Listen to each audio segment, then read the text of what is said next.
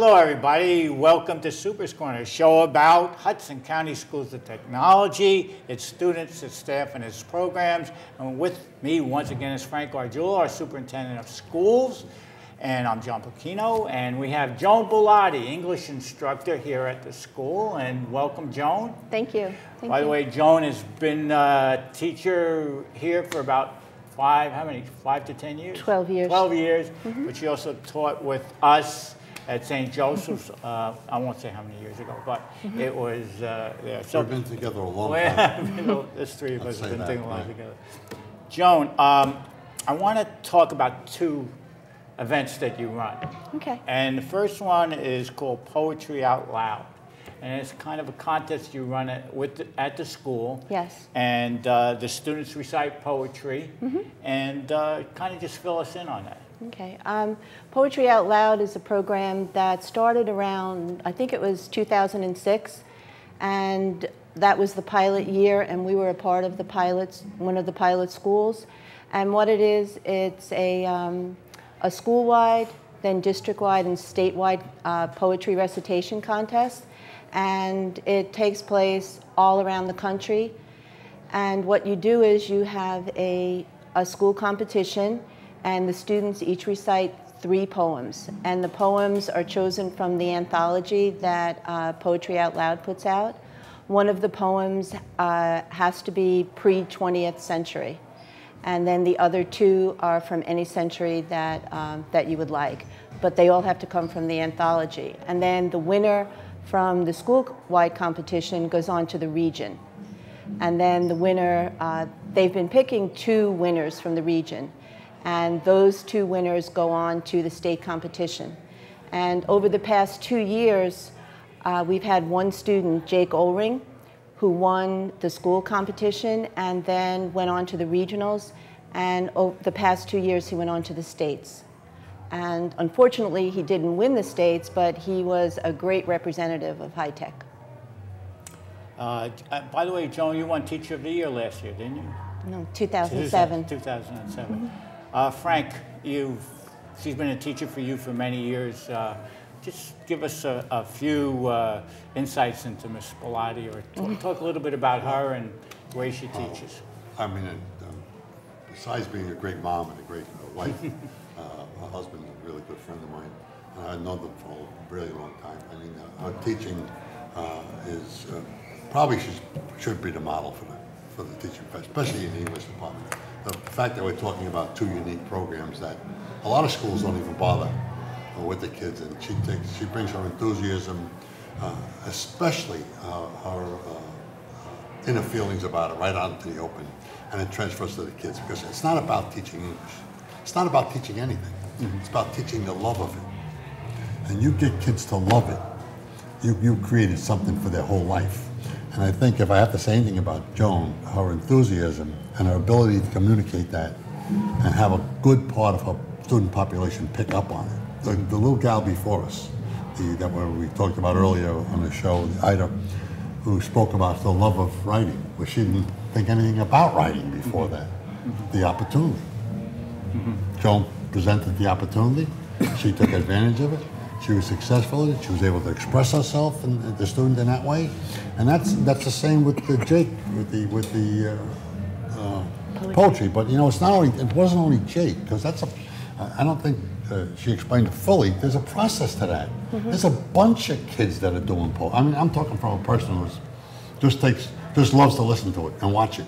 I can't participate. I don't think I have that ability. But the love the kids have for that piece is a very, very, very important piece. Because I honestly believe, I think I said this earlier, and I'll say it again, interest drives everything. You don't get good poets or good writers unless the kids are interested. And the kids become interested because they have somebody that facilitates that interest. And you know, I could speak for hours about this same old thing, but it gets redundant. But that simple process of creating a love for something is what's missing a lot of times in American education. And Joan epitomizes that, right? Absolutely. I think that's her strong point. I mean, she may disagree with me, but I don't. Okay. I'm the superintendent, so she can only disagree with me. Frank said Ida Baiarini, which we'll see in the second segment, We actually taped it before this, but you people will see it in the second segment. Joan, tell us about Letters About Literature, and Ida in particular, she won the award. Tell us all about that.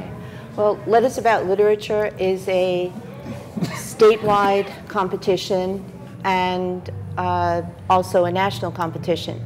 It's sponsored by the Center for the Book of the individual states, and the umbrella is the Library of Congress in Washington, D.C.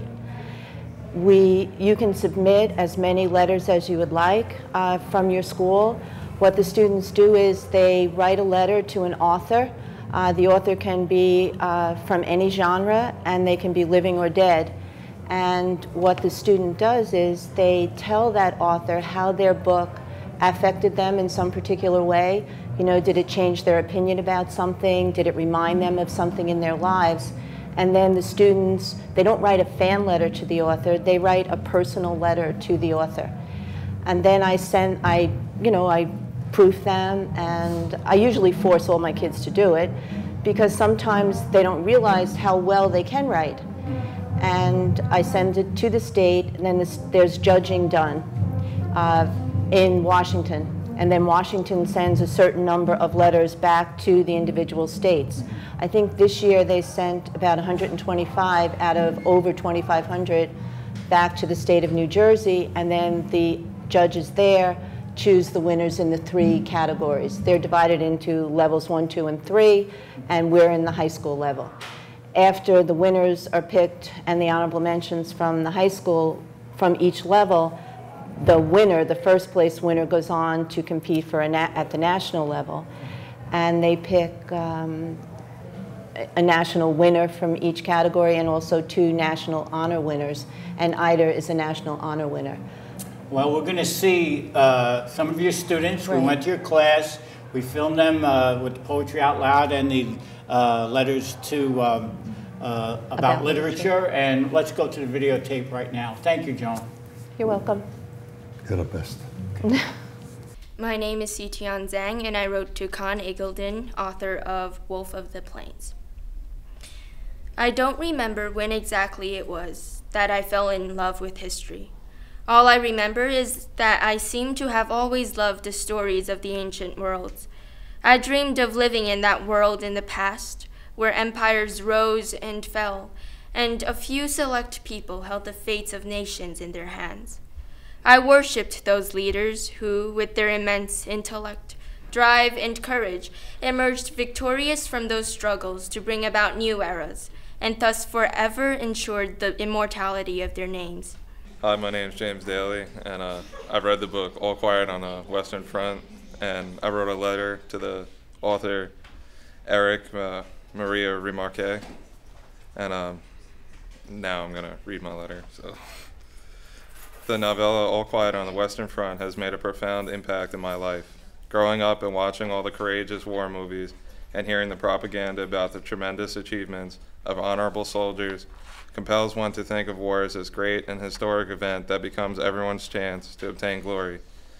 The idea that participating in a war and the most honorable, noble, and patriotic task a person can do is being programmed into one's way of thinking before he can even understand the full ramifications of a real war.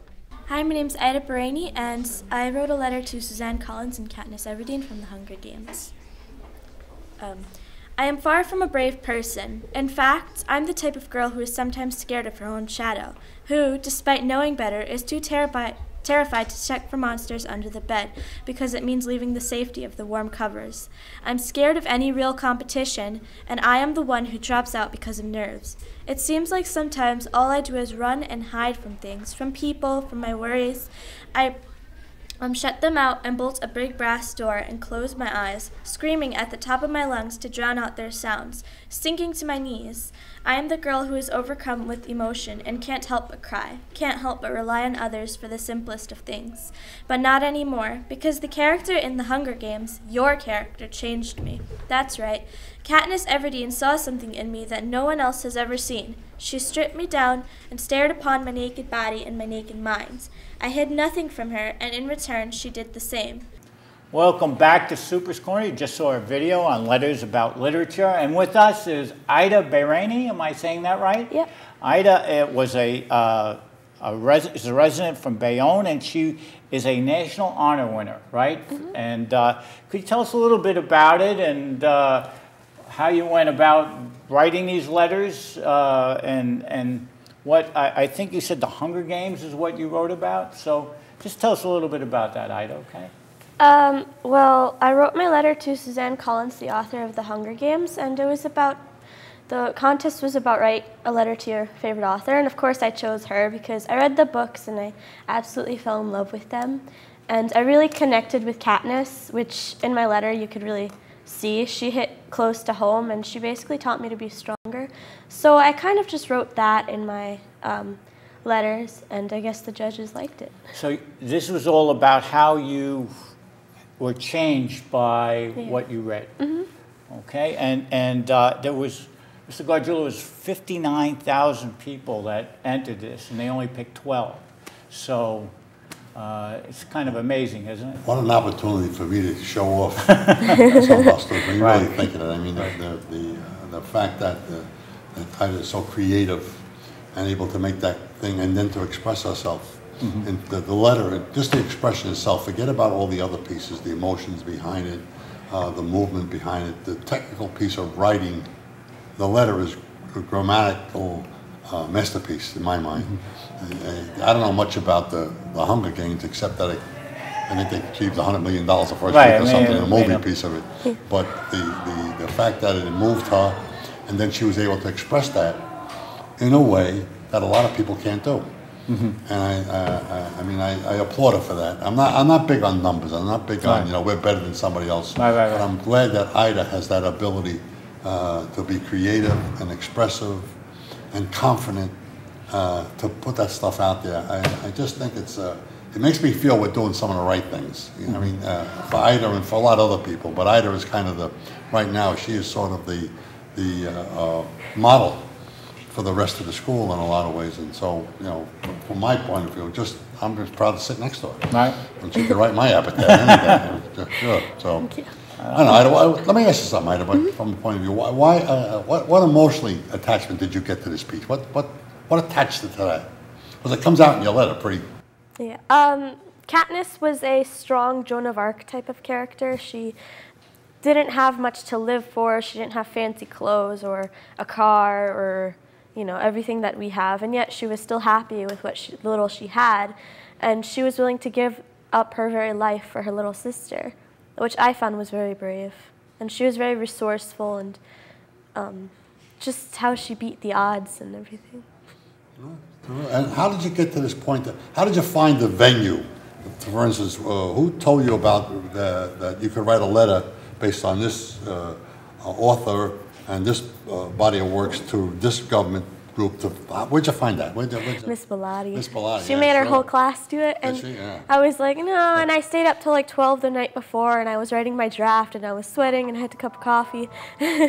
Did you show her the letter first before you sent it in, or and she helped you with it? Yeah, I wrote the draft, and then I gave it to her, and then she read it, and she read everyone's, and then she was like, this is really good, you might have a chance at something, and I was like, okay.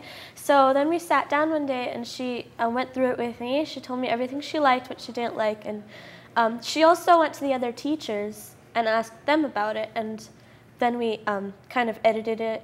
I had a whole other paragraph that I took out, and then I added some parts. Deleted it. Because Ida took the radio.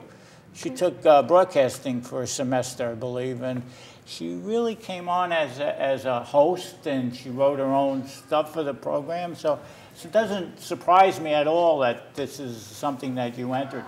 What do you see for yourself in the next 10 years? What do you want to do with your life?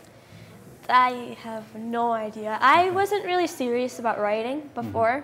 It was kind of just like a hobby. But now I'm kind of realizing that it could turn into something really beautiful. So. Okay. Well, Ida, it's been terrific that you've been on our show with us on the Super's Corner. We want to thank you. And thanks for watching the show with Frank Gargiulo, Superintendent of Schools. I'm John Bocchino. We'll see you next week.